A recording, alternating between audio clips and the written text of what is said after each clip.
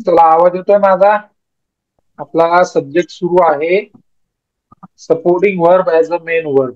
ठीक आहे, त्याच्यामध्ये आपण फर्स्ट चॅप्टर क्लिअर केला होता. To be. टू बी मध्ये येणारे जे सपोर्टिंग वर्ब आहे ते ऍज अ मेन वर्ब कसे येतात आणि ते कसं ओळखायचं हे आपण बघितलं. टू बी मध्ये कोणते कोणते मेन वर्ब आहेत, सपोर्टिंग वर्ब येतात. तर टू बी मध्ये एम, इज, आर आणि वॉज, वेअर हे सपोर्टिंग बरोबर. वर्ब येतात. ठीक आहे, तर आपण बघितलं का ते ऍज अ मेन वर्ब कसे काम करतात आणि त्यावेळी त्यांचा फॉर्म कोणता असतो. ठीक आहे, तर आज आपल्याला बघायचंय टू हॅव मध्ये कोणते कोणते सपोर्टिंग वर्ब येतात. कुठं? टू हॅव मध्ये. तर सगळ्यात पहिले तर हे लक्षात ठेवायचं की ज्या वाक्यात सपोर्टिंग वर्ब नंतर मेन वर्बचा वापर केलेला असतो त्या वाक्यात सपोर्टिंग वर्ब हे सपोर्टिंग वर्बच काम करतात. हे तर बेसिक आहे. ठीक आहे, आणि ज्या वाक्यात सपोर्टिंग वर्ब नंतर मेन वर्ब नसतो त्या वाक्यामध्ये तो supporting verb as a main verb असतो. ठीक आहे, हे बेसिक आहे. आणि आज आपण शिकणार आहोत टू हॅव. ठीक आहे, तर टू हॅवचं जेव्हा टू हॅव हा पहिले हे लक्षात ठेवा की टू हॅव हा जेव्हा जेव्हा मेन वर्ब म्हणून येतो त्यावेळेस त्याचे फॉर्म कसे पडतात. तर बघा, जर हॅव आणि हॅज हे जर वाक्यामध्ये मेन वर्ब म्हणून आले तर ते कोणते असतात? V1 असतात. कोणते असतात? V1. V1.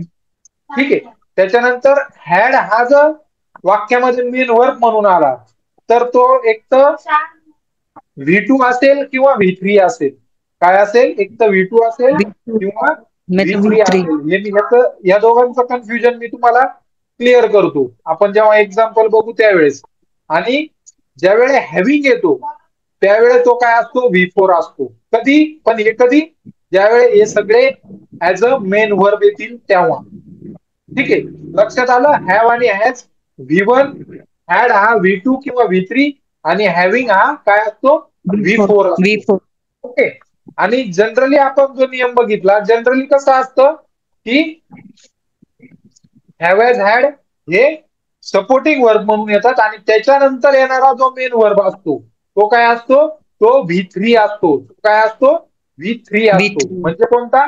एक तर रेग्युलर रेग्युलर असेल तर त्याला ईडी प्रत्यय लागतो आणि इरेग्युलर असेल तर मग ते ओळखावं लागेल तुम्हाला. ठीक आहे, स्पोकन, गिवन. ठीक आहे, हे V3 येतील.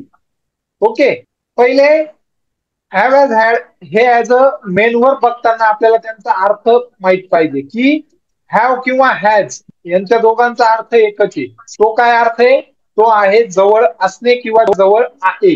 आहे. ठीक आहे, माझ्या जवळ आहे याचा अर्थ काय आहे? हॅव आणि हॅज. ठीक आहे, आणि त्याच्यामध्ये फरक काय पडतो हे मी तुम्हाला सपोर्टिंग वर्ब मध्ये शिकवलं होतं की फरक काय असतो की सिंग्युलर सब्जेक्ट नंतर काय येणार सांगा? सिंग्युलर सब्जेक्ट नंतर हॅज येणार आणि प्लुरल सब्जेक्ट नंतर हॅव येणार. प्लुरल सब्जेक्ट नंतर काय येणार? हॅव येणार. पण याला अपवाद कोणता आहे? याला अपवाद आपला आय हा सब्जेक्ट आहे. आय नंतर नेहमी काय येतो? हॅवच येतो. तरी आय हा सिंग्युलर असेल तर.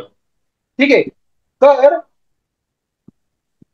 बघा आता मी एक एक्झाम्पल देतो अर्थाने. हॅव आणि हॅजचे दोन अर्थ होतात मराठीमध्ये. एक जवळ आहे, काय? माझ्या जवळ पेन आहे. I have a pen. ठीक आहे, आणि Has too many books. She has too many book म्हणजे काय? तिच्याजवळ भरपूर बुक्स आहेत. ठीक आहे, तर ज्या वेळे मी हे तुम्हाला परत सांगतोय बेसिक आणि आपल्या नोट्स मध्ये पण आहे की जेव्हा वाक्यामध्ये हॅव एज हॅड नंतर V3 येईल तेव्हा ते हॅव एज हॅड काय असतील? ते सपोर्टिंग Has वर्ब that असतील. many. आणि ज्या वेळे हॅव एज हॅड नंतर V3 येणार नाही त्यावेळी तो हॅव एज हॅड काय असेल? मेन वर्ब असेल. प्लस हॅव एज हॅडचा सेकंड अर्थ आहे की क्रिया पूर्ण केलेली आहे किंवा पूर्ण केलेली होती. जर केलेली होती म्हणायचंय तर त्यावेळी आपण तिथं काय वापरणार? हॅड वापरणार. आणि जर आहे म्हणायचंय तर त्यावेळी आपण तिथं काय वापरणार? हॅव आणि हॅज वापरणार. म्हणजे दोन अर्थ कसे? एक माझ्याजवळ आहे किंवा क्रिया पूर्ण केलेली आहे. ठीक आहे, आणि एक दुसरा कसा? हॅडचा माझ्याजवळ होते. ठीक आहे, किंवा क्रिया पूर्ण केलेली होती त्याच्यासाठी हॅड. असे हे दोन मराठी अर्थ कसले? तुमचे हॅव आणि हॅज आणि हॅडचे. ठीक आहे, बघा आता इथं उदाहरणावरून तुम्हाला परत डीप मध्ये सांगतो. हॅडचे दोन अर्थ होतात. काय? जेव्हा वाक्यात तो मेन वर्ब म्हणून येतो तेव्हा तो काय असतो? V2 असतो. अर्थ काय होतो त्याचा? जवळ होते. ठीक आहे. म्हणजे काय? जवळ होते म्हणजे काय? की बघा आता, आय हॅड टू बाईक्स म्हणजे काय? माझ्याकडे दोन दोन मोटरसायकली होत्या. होत्या. आता आहे का? नाही. नाही. ठीक आहे. त्याच्यानंतर काय? माय फादर हॅड 20 एकर लँड. माझ्या वडिलांकडे 20 एकर जमीन होती. आता आहे का? नाही. नाही. ठीक आहे. त्याच्यानंतर आता बघा, याच्यात जे तुम्हाला दोन हॅड आहेत ना, मी तुम्हाला बोललो की V2 मध्ये पण एक हॅड येतो आणि V3 मध्ये पण हॅड येतो. तर V2 चा हॅड आपण बघितला, हा जो आहे हा V2 चा हॅड आहे. कोणता? इथे जो तुमचा हॅड आलेला आहे हा V2 आहे. याच्या आधी आहे का तुमचा? तर याच्यानंतर आलाय का तुमचा मेन वर्ब V3? नाही. म्हणजे हा जो हॅड आहे हा काय आहे? V2 आहे. मग आता V2 V3 मध्ये कसा येतो? बघा आता V3 मध्ये कसा येतो बघा. आणि ज्यावेळेस V3 मध्ये ऍड येतो त्याचा मराठी अर्थ काय होतो? आधी जवळ होते. आधी जवळ होते. होते. म्हणजे कसं बघा आता ते उदाहरणावरून समजून. आणि तो कसा वापरला जातो? दोन वाक्य एकत्र करतात त्यावेळी तो वापरला जातो. म्हणजे कसं इथं उदाहरण दिलंय बघा तुम्हाला, की जेव्हा मी लहान होतो तेव्हा माझ्याकडे शक्तिमानचा ड्रेस होता. काय? जेव्हा मी लहान होतो तेव्हा माझ्याकडे शक्तिमानचा ड्रेस होता. मग कसं बनतंय वाक्य बघा. When I was little. ठीक आहे. व्हेन आय वॉज लिटिल हे एक वाक्य झालं. बरोबर. I had a Shaktimaan dress. I had a Shaktimaan dress. मग इथे जो हॅड आहे, ठीक आहे, हा काय आहे? हा V3 आहे. इथे जो हॅड आहे हा काय? कारण याच्या आधी ऑलरेडी एक सपोर्टिंग वर्ब आलाय. कोणता? सांगा. वॉज आलाय ना. वॉच वेन आय वॉच आता जेव्हा तुम्ही आता हे वाक्य वाचताय ना तेव्हा हे वाक्य वाचत असताना असा असा वापर नका करू याचा, की हा म्हणजे दोन वाक्य आहेत असं नका समजू. समजलं का मला काय म्हणायचं? हे वाक्य एकच आहे असं समजा, की जेव्हा मी लहान होतो तेव्हा माझ्याकडे शक्तिमानचा ड्रेस होता. आता याच्यात कन्फ्युजन होतं, की आपल्याला माहिती नेहमीच्या सवयीप्रमाणे वॉल नंतर V4 येतो. बरोबर. पण इथं हे वाक्य पूर्ण नाही झालेलं. कुठं? पहिलं वाक्य व्हेन आय वॉज, जेव्हा मी लहान होतो. बरोबर. मग काय? आय हॅड शक्तिमान ड्रेस, माझ्याकडे शक्तिमानचा ड्रेस होता. समजतं का? ठीक आहे. समजलं का हे? म्हणजे आणि जर सपोज हे सिंगल वाक्य जर आपण वापरलं, I had a Shaktimaan dress, तर हा हॅड काय राहील? तर हा हॅड काय होईल? मेन वर्ब होईल ना. मेन वर्ब होईल. पण कोणता होईल? जर हा सिंगल आला आय हॅड, तर हा मेन वर्ब कोणता होईल? V2 V2. होईल. बघा परत सांगू आपण, परत थोडं बॅक लागू, थोडं फास्ट झालं. बघा, हॅव आणि हॅजचं काही कन्फ्युजन नाही तुम्हाला. हॅव हॅजचं एकदम सिम्पल आहे, की जर हॅव आणि हॅज नंतर V3 आला तर तो हॅव हॅज काय आहे? Supporting verb. सपोर्टिंग बरोबर. आणि जर हॅव आणि हॅज नंतर V3 नाही आला तर तो हॅव हॅज काय आहे? मेन वर्ब आहे. मेन आणि मेन वर्ब आहे. बरोबर. आणि हॅव आणि हॅजचा अर्थ काय आहे मराठीमध्ये? माझ्याजवळ आहे. आहे. माझ्याजवळ आहे किंवा आहे. एखादी क्रिया पूर्ण केलेली होती. I have completed my matric. मी माझी 10वी पूर्ण केली. बरोबर. कम्प्लिटेड काय आहे? V3. तिथं आपण काय वापरला? हॅव वापरला. पण माझ्याजवळ नाही म्हटलंय आपण. तिथं काय होतं? तिथं आहे क्रिया झाली ती पूर्ण. कसली क्रिया? माझी शिक्षणाची क्रिया, माझी मॅट्रिकची क्रिया. त्याच्यावर बरंच कन्फ्युजन होतं. सपोर्टिंग मराठीत दोन्ही उदाहरणं मराठीत घेतली. चला. हॅव आणि हॅज याचा मराठी अर्थ होतो मालकी हक्क दाखवणे, म्हणजे माझ्या जवळ आहे. आणि दुसरा अर्थ होतो क्रिया पूर्ण केलेली आहे. आपण चला गुगलचा उपयोग करू आपण थोडा आज, तुम्हाला अजून क्लॅरिटी येईल. आय अरे हॅव अ कार. बरोबर. I have a car. Right. तुम्हाला शंका आली ना लगेच. आता इथं त्याने जवळचा अर्थ नियर घेतला, पण ते तसं नाही. नियर. हा, हे वाक्य आपण इथपर्यंतच घेऊ. आय हॅव अ माझ्या जवळ कार आहे. ठीक आहे. हे झाला. हा जो हॅव आहे हा झाला कोणत्या अर्थाने माझ्याकडे आहे किंवा माझ्या जवळ आहे, माझ्या मालकीची. बरोबर? हे समजलं का हॅवचा एक अर्थ? हो सर. हो सगळ्यांना समजलं? ठीक आहे. दुसरा मी जो अर्थ सांगितला तो कोणता आहे? क्रिया पूर्ण झालेली आहे, याच्यासाठी पण हॅव वापरतो. मग बघा, I have a complete my graduation. Completed. Completed sorry. दोन उदाहरणं आहेत. ठीक आहे, दोन्ही वेगळी. एकामध्ये काय सांगितलंय आपण, एकामध्ये मालकी हक्क दाखवलाय आणि एकामध्ये काय केलंय, एक कोणती तरी क्रिया आहे ती पूर्ण झालेली. कोणती क्रिया? ग्रॅज्युएशनची क्रिया. तिथं मालकी हक्क नाहीये. समजलं का हॅव आणि हॅज? हो कोणाला कन्फ्युजन आहे अजून सांगा. तुम्ही बोलत नाही त्यावेळेला मला डाऊटफुल वाटतं. बोला. सर हॅव सांगितलं, असंच हॅजचं पण वाक्य सांगा ना, म्हणजे लवकर लक्षात येईल. बघा, आता पहिले आपण हॅवचं वाक्य घेतलं. ठीक आहे, पहिले हे लक्षात घ्या. आता हॅव हा कधी वापरायचा आहे? कोणत्या सब्जेक्ट नंतर येणार?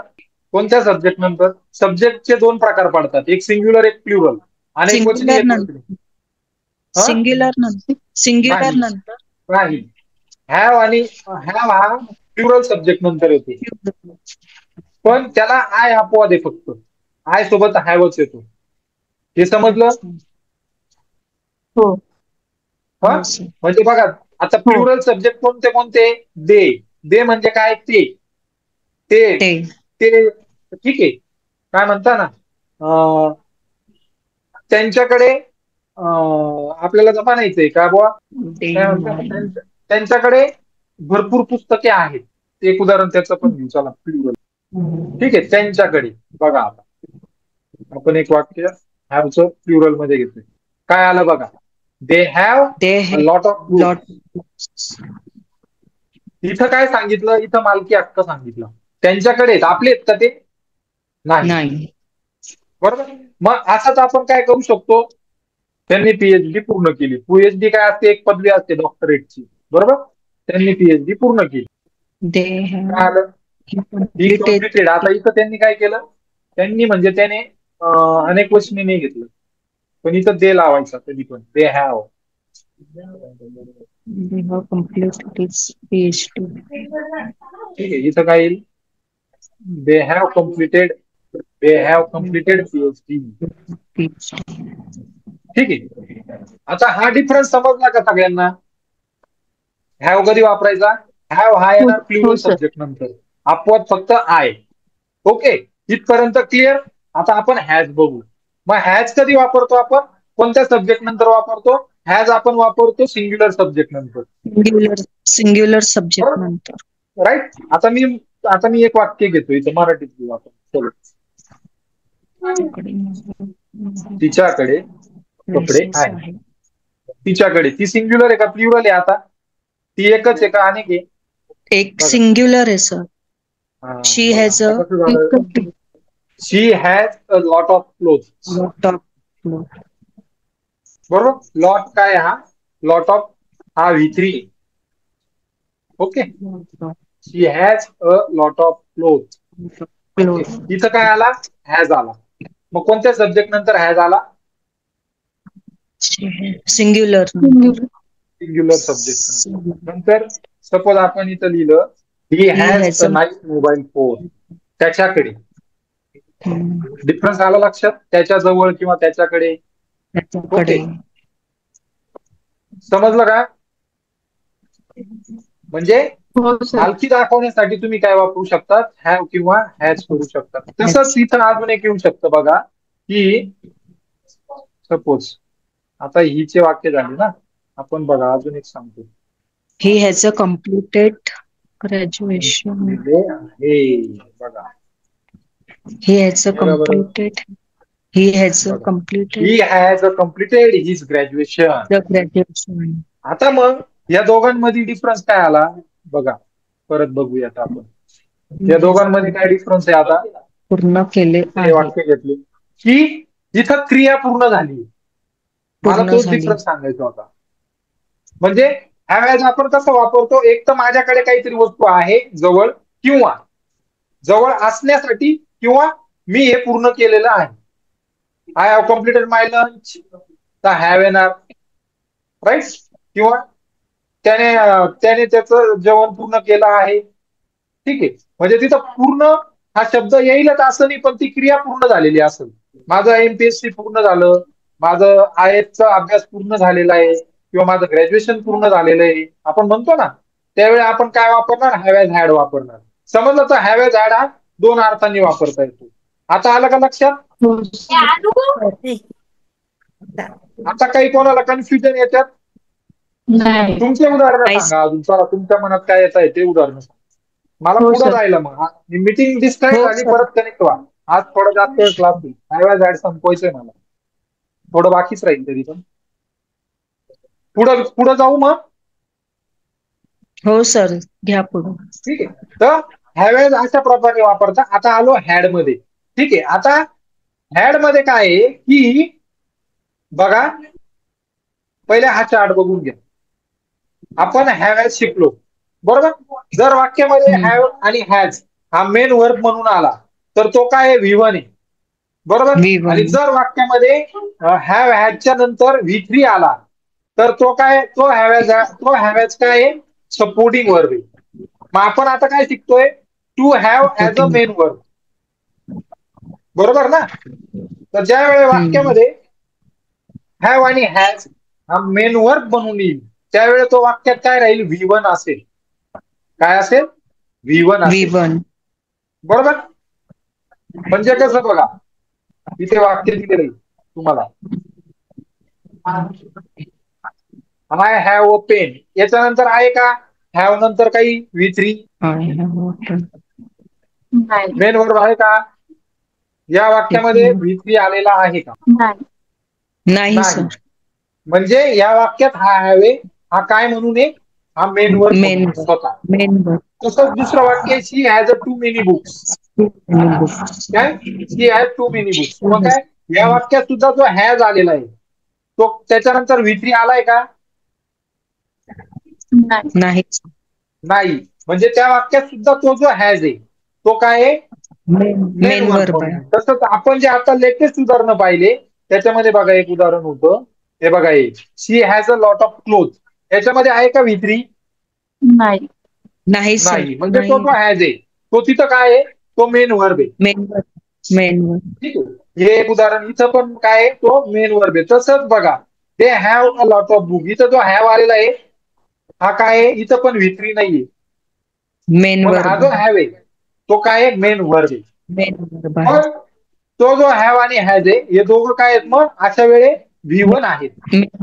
V1. समजलं? हो सर. समजलं का? हा? हो हो सर. आता जाऊ हो आपण सर. हॅडकडे. आता हॅड कसा येतो? हॅड हा दोन याच्यात येतो, V2 म्हणून पण येतो आणि V3 म्हणून पण येतो. तो कसा? ते आपण आता बघूयात. पहिले हॅडचा अर्थ समजून घ्या. हॅडचा अर्थ, हॅडचे दोन अर्थ होतात. जेव्हा वाक्यात तो मेन वर्ब म्हणून येतो तो काय असतो? V2 असतो. काय असतो? V2. V2. V2. त्याचा अर्थ होतो जवळ होते, आता नाहीये, जवळ होते. उदाहरणार्थ, I had to bike. I had to bike To. म्हणून मी मराठी मिनिंग पण तिथं लिहिलंय बघा. आय हॅड टू बाईक, माझ्याकडे दोन मोटरसायकली होत्या. बरोबर. माझ्याकडे दोन मोटरसायकली होत्या. मग आता जो हॅड आहे हा, याच्यानंतर V3 आलाय का? नाही सर. नाही सर. नाही. म्हणजे हा हॅड कोणता आहे? V2. V2. V2. राईट. हा हॅड कोणता आहे? V2. V2. म्हणजे ज्या वेळे हॅड नंतर V3 येणार नाही आणि तो वाक्यात काय म्हणता ना, तो वाक्यामध्ये मेन वर्ब म्हणून असेल तेव्हा तो काय असेल? V2 असेल. समजलं? नेक्स्ट एक्झाम्पल बघू. माय फादर हॅड 20 एकर लँड. माझ्या वडिलांकडे 20 एकर जमीन होती. होती. आता आहे का? नाही. नाहीये. नाही. ठीक आहे. मग ह्या वाक्यामध्ये हॅड नंतर V3 आलाय का? नाही. नाही सर. नाही. मग आता जो हा हॅड आहे हा V2 आहे का V3 आहे? V2 आहे सर. V2 आहे. ठीक आहे. नंतर बघा, आणि जो V3 हॅड आहे त्याचा अर्थ काय? आधी जवळ होते. आधी जवळ होते म्हणजे जेव्हा दोन क्रिया सांगितलेल्या असतील, काय? जेव्हा वाक्यामध्ये दोन क्रिया सांगितलेल्या असतील, बघा, जेव्हा मी लहान होतो, एक क्रिया ती झाली, जेव्हा मी लहान होतो तेव्हा माझ्याकडे शक्तिमानचा ड्रेस होता. काय? जेव्हा मी लहान होतो ही एक क्रिया झाली, तेव्हा माझ्याकडे शक्तिमानचा ड्रेस होता. दोन क्रिया आहेत. हो सर. बरोबर. मग काय? व्हेन आय वॉज लिटिल, जेव्हा मी लहान होतो तेव्हा माझ्याकडे शक्तिमानचा ड्रेस होता. I had a Shaktimaan dress. आता मी काय करतो तुम्हाला समजण्यासाठी, तुमचं कन्फ्युजन नको, हा कॉमा काढला. बघा आता, बघा आता या वाक्यामध्ये पहिले मला तुम्ही सपोर्टिंग वर्ब सांगा कोणता आहे. वॉज. वॉज. कोणता आहे सपोर्टिंग वर्ब? वॉज. वॉज आहे. याच्यात मेन वर्ब कोणता आहे? मेन वर्ब कोणता आहे? हॅड आहे. हॅड. हॅड आहे. आणि आता ह्या वाक्यामध्ये जो हॅड आहे तो काय आहे? V3 आहे. V3. कारण तो मेन वर्ब आहे. हॅड हा सुद्धा सपोर्टिंग वर्ब आहे, पण दिलेल्या वाक्यात तो काय आलेला आहे? ऍज अ मेन वर्ब म्हणून आलेला आहे. म्हणजे हा हॅड कोणता आहे तुमचा? हा हॅड तुमचा V3 आहे. कोणता वाला? बघा आपला चार्ट हा वाला. लक्षात आलं? इथं कोणाला कन्फ्युजन? तिथे वॉज आला म्हणून तो V3 आला का सर? हॅड वॉज आला वाक्यात म्हणून V3 आला ना तो हॅड? नाही नाही नाही, वॉज आला म्हणून V3 नाही आला. वॉज हा सपोर्टिंग वर्ब, हॅड हा मेन वर्ब म्हणून आलाय म्हणून तो V3. I was playing cricket, me cricket खेळत होतो. बरोबर. आता नाही खेळत, मी क्रिकेट खेळत होतो. आता याच्यात काय आहे? सिंगल वाक्य. बरोबर ना? हो. बरोबर. याच्यात काय? सिंगल वाक्य. इथं वॉज नंतर काय आला? प्लेइंग. या ठिकाणी काय? वॉज सपोर्टिंग वर्ब आहे. हे वाक्य आपल्या नियमाप्रमाणे बरोबर आहे. बरोबर. मी क्रिकेट खेळत होतो. ठीक आहे. इथं काय आहे? व्हेन आय वॉज लिटिल, जेव्हा मी लहान होतो. ठीक आहे. जेव्हा मी लहान होतो. ठीक आहे. पुढे लगेच त्यांनी वाक्य काय केलं? कंटिन्यू. जेव्हा मी लहान होतो, बघा, जेव्हा मी लहान होतो तेव्हा माझ्याकडे काय? शक्तिमानचा ड्रेस होता. म्हणजे काय? मालकी हक्क. लगेच काय सांगितलं? मालकी हक्क. माझ्याकडे ड्रेस होता. आता आपण हे तर 2 वेळा याच्यात बनवलं वाक्य, समजून घ्या. आलं का लक्षात? आता माझ्याकडे शक्तिमानचा ड्रेस होता. आपला नियम अप्लाय झाला का? माझ्याकडे शक्तिमानचा ड्रेस होता. मालकी हक्क सांगितले आपण. आता आहे का ड्रेस? नाही. नाही. कधी होता? जेव्हा मी लहान होतो. मी लहान होतो. समजलं आता? हो सर. ठीक आहे. तर ह्या वाक्यामध्ये हा जो हॅड आलाय हा V3 आहे स्वतः, पण तो काय? मेन वर्ब आहे. लक्षात आलं? V3 म्हणून कसा येईल तो? ज्यावेळी वाक्यात दोन क्रिया सांगितलेल्या असतील त्यावेळी काय येईल? वाक्यामध्ये हॅड येईल. हेड. त्यावेळेस तो V3 राहील. बाकी इतर टाइम तो काय राहील? V2च राहील. V2 राहील. तर मेन वर्ब म्हणून असेल तर. समजलं? हो सर. ठीक आहे. आता आपण बघू हॅव्हिंग. हॅव्हिंग हा काय? V4 आहे. ठीक आहे. हॅव्हिंग वाक्यात येईल म्हणजे तो काय राहील? मेन वर्ब राहील. आणि त्याचा अर्थ काय होईल? सध्या जवळ आहे. माझ्याकडे सध्या जवळ आहे. पहिले हे वाचून घ्या. जेव्हा वाक्यात हॅव्हिंग मेन वर्ब म्हणून येते तेव्हा त्याचा अर्थ होतो सध्या जवळ आहे. म्हणजे कसे? की गोष्टी दोन प्रकारे असतात. एक काय असतं? माझ्या कायम स्वरूपी जवळ आहे. काय? I have knowledge of English language. ते कायम माझ्यासोबत राहणार आहे. समजलं का? पण सध्या जवळ असणं म्हणजे काय? A guy who's having a blue T shirt. आता तो ब्ल्यू टी शर्ट कायम राहील का जवळ? नाही. नाही. तो कधी ना कधी खराब होणार आहे. म्हणून तिथं काय आला? हॅव्हिंग आला. आणि जेव्हा आपण नॉलेजला वापरलं तेव्हा काय वापरलं आपण? हॅव वापरला. म्हणजे एखादी वस्तू किंवा एखादी गोष्ट परमनंट जवळ असू शकत नाही. ती कधी ना कधी खराब होणार आहे, तात्पुरती राहणार आहे. तर त्यावेळी काय वापरायचा? हॅव्हिंग वापरायचा. समजलं का? हो सर. कोणाला कन्फ्युजन विचारा. कायम स्वरूपी जवळ आहे हा एक अर्थ आहे. बरोबर. म्हणजे काय? माझ्याकडे भरपूर नॉलेज आहे. ठीक आहे. त्याच्यानंतर काय? अजून दुसरी गोष्ट काय? टेम्पररी जवळ असणे, की माझ्याकडे जर एखादा पेन आहे तर तो माझ्यासोबत नेहमी नाही राहणार आहे. तो कधी ना कधी खराब होणार आहे. मी दुसरा पेन घेईन. आलं? म्हणजे जी पण गोष्ट परमनंट नाही, आपल्या जवळ राहू शकत नाही कोणतीही गोष्ट, ती दाखवण्यासाठी त्यावेळी आपण काय वापरणार? हॅव्हिंग वापरणार. म्हणून मी दोन उदाहरणं दिली. A guy who is having a blue T shirt. लक्षात आलं? हो हा, सर. ठीक आहे. हो सर. आता आपण बघा, आता थोडं उदाहरणं घेऊ आपण. 2 उदाहरणं आहेत तेवढे घेऊया. काय?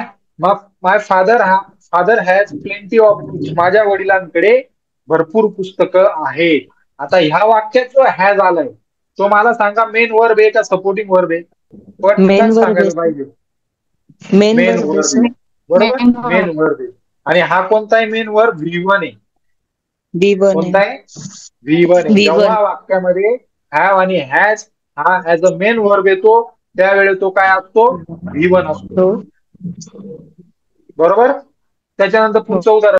आता इथे काय आहे? इथं हा हॅज आहे. हे सांगितलं मी तुम्हाला की my father has plenty of book. माझ्या वडिलांकडे भरपूर पुस्तकं आहेत. या वाक्यामध्ये हा जो हॅज आहे हा ऍज अ मेन व्हर्ब आलेला आहे. याच्यानंतर V3 आहे का? नाहीये. नाही सर. त्याच्यानंतर बघा पुढचं उदाहरण काय आहे? The principal has already given us few guideline. आमच्या प्रिन्सिपलांनी आम्हाला काही गाईडलाईन दिलेल्या आहेत. आता ह्या ऍज मध्ये बघा, ह्या ऍज नंतर सुद्धा V3 आहे का? कुठं दिसतोय का? नाही सर. नाही. म्हणजे तो हॅज काय आहे? मेन वर्ब आहे सर. मेन वर्ब आहे तो हॅज. ठीक आहे. V3 नाहीये त्याच्यानंतर. मग बघा, the principal has already given us guideline. आमच्या प्रिन्सिपलने बघा, आता हे दोन्ही वाक्याचं थोडं मिस्टेक झाली आपली की my father has plenty of books. ठीक आहे. माझ्या वडिलांकडे भरपूर पुस्तकं आहेत. याच्यामध्ये या हॅज नंतर V3 नाहीये. म्हणून तो हॅज काय आहे? स्वतः मेन वर्ब मेन आहे. वर्ब. पण सेकंड वाक्यामध्ये the principal has already given us few guideline. इथं हा जो गिव्हन आहे हा V3 गिव्ह. हा तो गिव्हचा काय आहे? गिव्हन हा V3 आहे. म्हणून हा जो हॅज आहे हा काय आहे? हा मेन वर्ब नाहीये. हा काय येतो त्या वाक्यात? सपोर्टिंग. सांगा. Supporting verb. Supporting verb. इथं वाक्य आहे, Madhuri had reach home before we did. आता सांगा मला या वाक्यामध्ये हॅड जो आहे हा सपोर्टिंग वर्ब आहे का मेन वर्ब आहे? Supporting verb. का बरं? रिच. रिच. बरोबर. रिच हा काय आहे? हा मेन वर्ब आलेला आहे. म्हणजे V3 आलेला आहे. म्हणून त्या वाक्यामध्ये तो जो हॅड आहे तो काय आहे? मेन वर्ब आहे. त्याच्यानंतर पुढचं वाक्य बघा कोणतं? I had golden opportunity to go abroad. आता सांगा. हॅड हा मेन वर्ब आहे सर. हॅड हा मेन वर्ब आहे. त्याच्यानंतर आलाय का V3? नाही सर. नाही. मला परदेशात जाण्याची सुवर्ण संधी मिळाली. इथं पुढे चुकलंय, मिळाली होती पाहिजे. बरोबर ना? हॅड आहे ना तिथं? मिळाली होती. ठीक आहे. नंतर बघा, we have paid the bill on time. आम्ही बिल वेळेवर भरले आहे. आता सांगा मला त्याच्यामध्ये हॅव मेन वर्ब आहे का सपोर्टिंग वर्ब आहे? सकाळी उठून ना सपोर्टिंग वर्ब. का बरं? पेड. पेड काय आहे? मेन वर्ब आहे V3. बरोबर. म्हणून तो हॅव काय आहे? तो सपोर्टिंग वर्ब आहे. आता पुढचं वाक्य काय? I have no plan this weekend. आता हॅव काय आता या वाक्यात? Supporting verb. काय? Supporting verb. मग मेन वर्ब कोणता आहे त्या वाक्यात? नाही नाही main verb. Sir main main verb verb. आहे. या वाक्यात मेन वर्ब. हॅव काय आहे? मेन वर्बच मेन आहे. तो सपोर्टिंग वर्ब नाही. ठीक आहे. नाही. या आठवड्याच्या शेवटी माझा कोणताही प्लॅन नाही. तर असे हे उदाहरण आहे. असं आपण हॅव हॅज हॅड हे ओळखू शकतो. ते ऍज अ मेन वर्ब आले आहेत की ऍज अ सपोर्टिंग वर्ब आलेले. तर समजलं का आजचं? लगेच फेकून हो देते. सर. हो. हे आपले पुढचे हो वाक्य सर. होते. हे काय म्हणतात ना, हे आपण वाक्य घेतलेत नाही ठेवा, एक्झाम्पल म्हणून. उद्या मी ते रोज शाळेत घेऊन नोट्स मध्ये जाते. राहू देऊ का हे? आंटीला देते, आंटीच्या नातीला. हो हो राहू द्या. हो सर. हो सर राहू द्या. ठीक हो आहे. सर. समजलं तुम्हाला have has had as a main verb कसं वापरता? हो सर. हो. हो. कोणाला काहीच कन्फ्युजन नाही नक्की? मी प्रॅक्टिस करा. थांबायचं मग आपण इथं. हो हो सर. सर. ओके चलो थँक्यू. Thank you sir. उद्या थँक्यू सर. कोणतं घेणार आहेत आपण? उद्या आपण टू डू आणि नंतर मग आपण बरेचसे वाक्य घ्यायचे आहेत. ठीक आहे हो चलो बाय गुड डे. बाय.